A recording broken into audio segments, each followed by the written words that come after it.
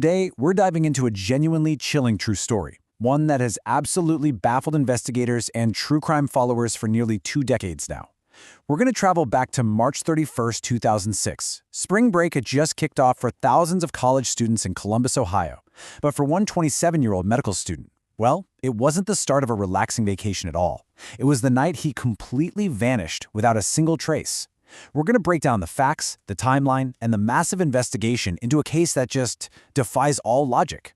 Think about it. A man walks into a bar and is literally never seen again. How on earth is that even possible?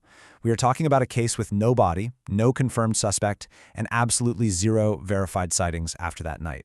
And honestly, the strangest part, the detail that makes this case so notoriously famous, is the security camera footage. The cameras clearly recorded him walking into this crowded college bar, but despite a massive, exhaustive investigation, they could never confirm him actually leaving. So, before we get into the bizarre events of that fateful night, let's take a look at who this young man was. Section 1. A Promising Life Interrupted. Brian Shaffer was a second-year medical student at Ohio State University, and by all accounts, the guy was incredibly smart, super ambitious, and had the kind of life that seemed perfectly on track.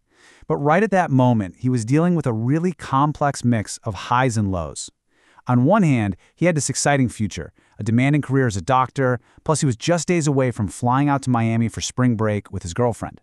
But on the other hand, he was processing a completely heartbreaking loss. Just weeks before, his mother had passed away after a really tough battle with cancer. That's a massive burden for anyone to carry. Yet despite dealing with all that heavy grief, his friends said he was actually in pretty good spirits and seemed to be really looking forward to getting away for vacation. Section 2. The last confirmed sighting. Okay, to really wrap our heads around just how bizarre this disappearance is, we have to trace his exact steps on the evening of March 31st. Early on, Brian met up with his dad for dinner. Completely normal start to the weekend, right?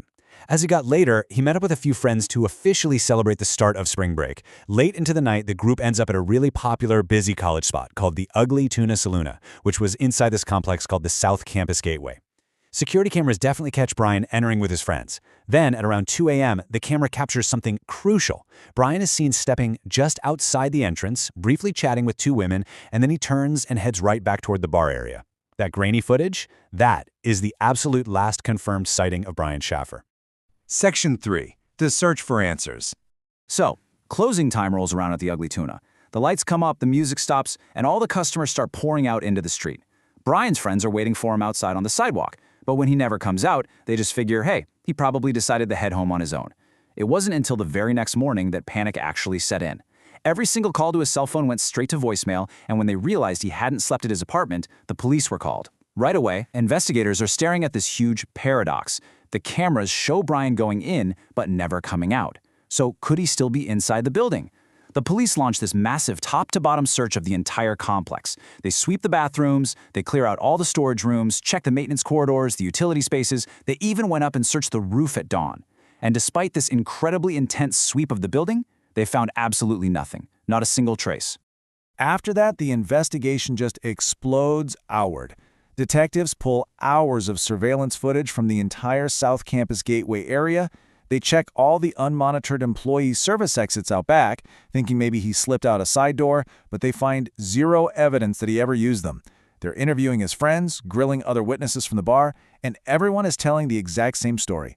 Brian was in a great mood, he wasn't arguing with anybody, and absolutely no one saw him leave with someone sketchy. And the physical search? It was massive. Teams are scouring the surrounding streets, parking garages, and construction sites. Canine units are sniffing through nearby wooded areas, while police helicopters are scanning the city from above. You even had volunteers organizing days of ground searches. But despite all of that manpower, there was still no sign of Brian. Section 4. Theories and dead ends. As the weeks slowly dragged into months, the whole situation somehow just got even weirder. Investigators are trying to piece together whatever tiny clues are left. And before we dive into the main theories, we have to talk about this one incredibly eerie detail. Detectives were constantly monitoring Brian's cell phone records, right? Well, for several months after he vanished, his phone would occasionally ring. It didn't just go straight to voicemail like it did on day 1, it would actually ring. But here's the kicker. Every single time they tried to trace the ping, the signal would just fail. They could never pinpoint the phone's actual location. Eventually, the phone just stopped responding completely, leaving the police with yet another totally frustrating dead end. So if you look impartially at the financial, physical, and criminal evidence, it basically leads investigators down three main paths, all of which hit a brick wall. Theory 1, a voluntary disappearance. Did he just decide to walk away from his life? Well, police checked his bank accounts, his credit cards, his passport, and the result? No large cash withdrawals, no card usage at all, and no international travel. Theory 2, a tragic accident. Search boats and rescue teams literally dragged the nearby rivers and scoured the surrounding areas. The result there? No trace of Brian was ever recovered from the water or the land. And finally, Theory 3, foul play. Could someone have harmed him after he left through some unmonitored back exit? The result? There's absolutely zero physical evidence of a crime. No suspect has ever been identified, and no arrests have ever been made. Every single avenue just led to a dead end. Now, the people closest to him? They never bought the idea that he just walked away on his own. He was a guy with big plans, medical school, a future career as a doctor, and he was literally about to go on a really exciting vacation with his girlfriend. His family and friends completely rejected the narrative that Brian would just voluntarily decide to start a new life and leave all of that promise behind. It just didn't fit his character at all.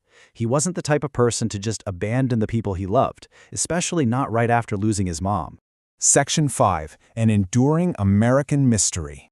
It's honestly wild to think about, but as the calendar pages flipped all the way from 2006 to today, the intrigue surrounding this case hasn't faded one bit. It has been nearly 20 years, 2 whole decades since a bright young med student walked into a bar in Columbus and essentially vanished off the face of the earth.